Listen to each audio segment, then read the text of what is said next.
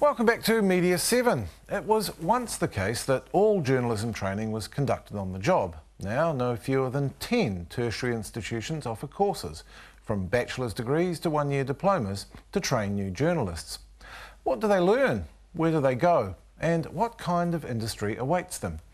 I'm joined now by three of 2009's best and brightest graduates. Bridget Mills, AUT, Amanda Fisher, Massey University in Wellington, and Janeke Te Allen, a graduate of the New Zealand Broadcasting School. Welcome to you all, ladies.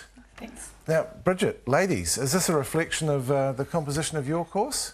I think so. I think it was about 2/3 female to 1/3 male, as a guess. Yeah. Did you get any kind of fix on why that's the case?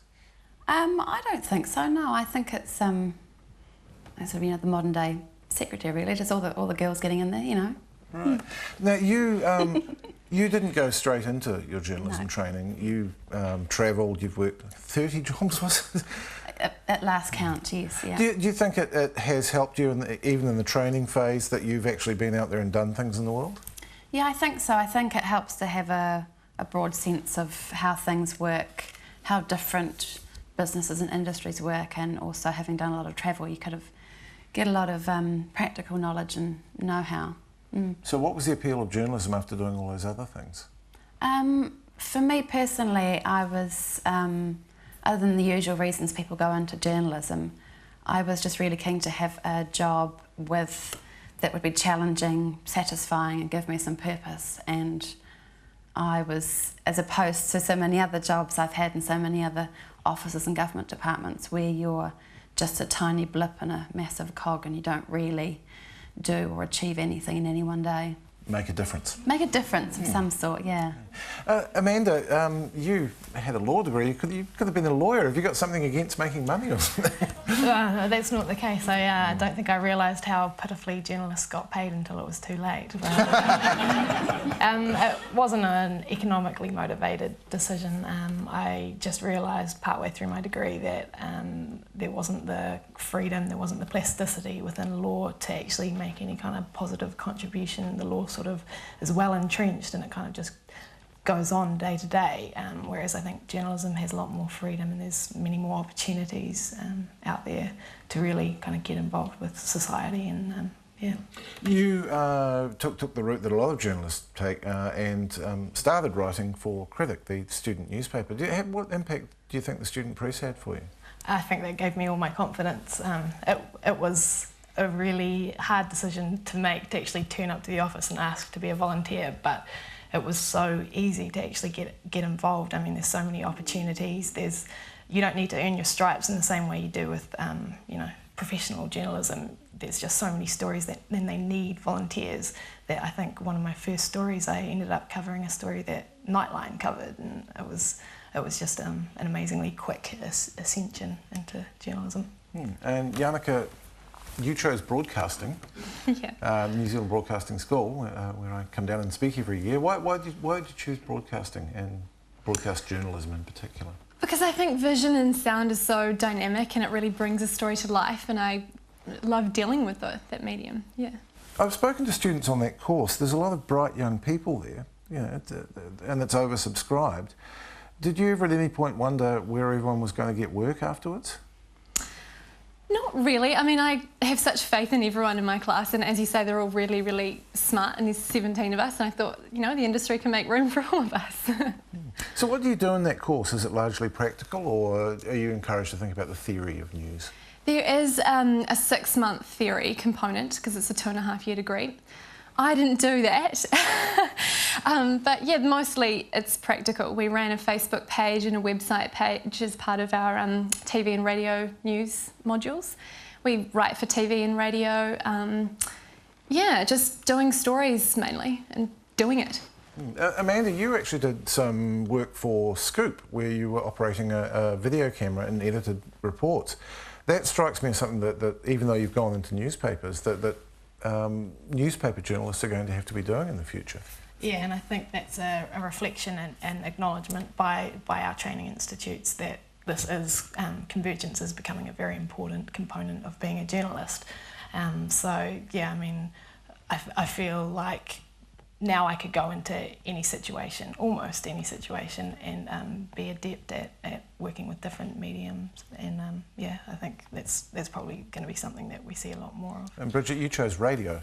Why was that? Was that just what was available, or did you? No, my goal was always to work at Radio New Zealand specifically, and they were a key reason to why I studied journalism in the first place. I was quite inspired by what they do and what they're about and how their news reporting works. And did you have particular role models or heroes there? I used to listen to a lot of Linda Clark in her 9 to noon days while I was doing my undergrad in Wellington, and I was quite inspired. I hadn't listened to much Radio New Zealand before then, and I thought, yeah, I'd like to be a part of this. This is pretty cool. And so, yeah, from the get-go, before I did the course at AUT, I knew I wanted to go into radio, and specifically Radio New Zealand. So the fact that I've got an internship So you had quite there, a clear idea of what you wanted, didn't you? fairly clear, and I think that came from, as you say, being a bit older and having tried a few other things, and I knew a lot of people in the industry and had spoken and researched a lot about what it was about, because I didn't want to, you know, quit my job, go and study, to then decide actually this isn't for me at all. So I made sure I knew what I wanted before I did it. You got, Amanda, you got a pretty good close-up look by being part of the Fairfax intern scheme, which is quite new. It's almost bringing back the way I got into newspapers, which was cadetships. Yeah. How was that? I think it was incredibly positive for me to be able to because as the year goes on in our holidays, we do work with our designated papers, and so it's a really good way to try and integrate you into the newsroom early on while you're still training, and so it kind of gives you a view to what it's going to be like when you're an actual journalist while you're still kind of picking up the pieces and putting them together. So by the time I actually start working at my newsroom, I'll be, you know, well prepared, and I think I'll have an understanding of what's expected of me. Jannica, did you get a close look at TV in the course of your training? Yeah, the last module I did was 8 weeks of TV, which was amazing, and we edited all our own stuff and shot all our own stories. And it was great, it was really great. I sometimes felt though that journalism takes a bit of a backseat when you're trying so hard to meet all these technical standards all the time. And it's a big challenge for me not being hugely technical, but I've learnt to be, and I think increasingly I realise I have to be. How do you see that changing? I mean, you mentioned that you looked at Facebook and things like that during the training. Do you think that new media are going to become important in television? Yeah, I mean, I think the two are often really linked, and companies look to do everything. And I think journalists will have to be more multi-skilled because of that. And it's, you know, the internet's also a useful tool. You know, social media, you can get contacts from that. It's great. I mean, it's cool that people can have their say too, you know, on your stories. And yeah, I think it really just kind of enhances. Comfortable with that? There's a lot of old journalists aren't comfortable with having people talk back. Amanda, you chose newspapers, which everyone says are dying. Lies. Yeah, I'm a bit of a purist. I think that you can get the most sort of in-depth reporting done through the newspaper. Obviously, there's a lot of other mediums that can use different kind of methods to report, but I think that newspapers are special in the way that you can hold on to them. They're tangible. You can read them. You can take them on the train. You know, I think there's always going to be a place for newspapers.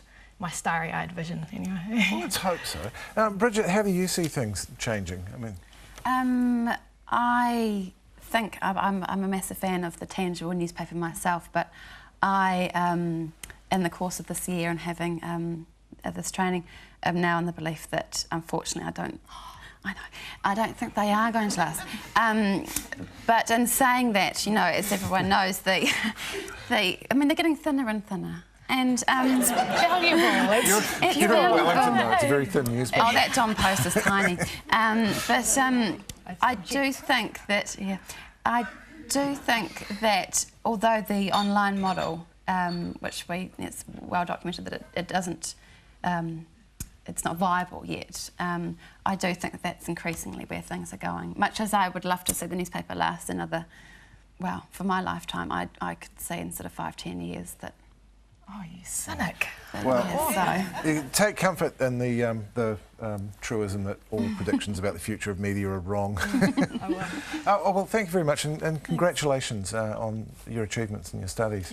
Yes, best of luck to Bridget Mills, Amanda Fisher and Yanakita Allen. It is a rite of passage for young New Zealanders to travel the world and accumulate stories. In his report this week, Simon Pound meets two young women who used social media to collect those stories and turn them into that most traditional of media forms, a book.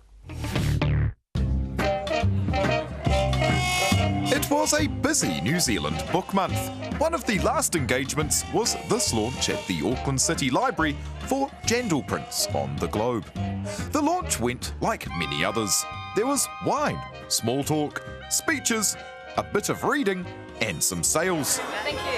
But unusually, at this event, the editors were meeting some of the authors for the very first time.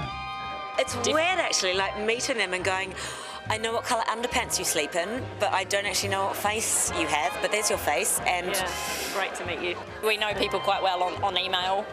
We've talked quite a lot, so it's really nice to be able to actually meet them. Jandal Prints on the Globe is a compendium of the stories and pictures Kiwis sent home via email about their OEs. Editors Jane and Rachel found their writers through the anonymous internet. You can place free ads on a website called the Gumtree in the UK, and so we got these amazing stories out of it, so it was great. And now social networking, so many people can know about it instantly, and you reach your target audience, you reach your demographic. The book was then published by Stead and Daughters, who are part of a new, nimble wave of book people. New Zealanders support the independence, which is quite nice. And you can sort of be flexible and move with the times and adapt quite quickly, so it's good. So, a pleasant way to round out New Zealand Book Month. We met some dynamic new publishers, and I think this is just the start for Jandal Prints on the Globe. Watch this space. Jandal Prints on the Globe 2. Simon Pound with that report, and that's our show for this week. Thanks to our graduate panellists, Bridget Mills, Amanda Fisher and Yanakita Allen, and to our political sages, Matthew Hooton, Tim Watkin and Barry Soper. And as ever, thanks to you for watching. Next week, we'll have a special show from this year's SPARTHA conference for you, including an interview with Broadcasting Minister Jonathan Coleman. Meanwhile, you can catch up on how other sectors are faring in this recession year at tvnz.co.nz/TVNZ7 Economy. We'll be back with Media 7 at the same time next week. Until then, goodbye.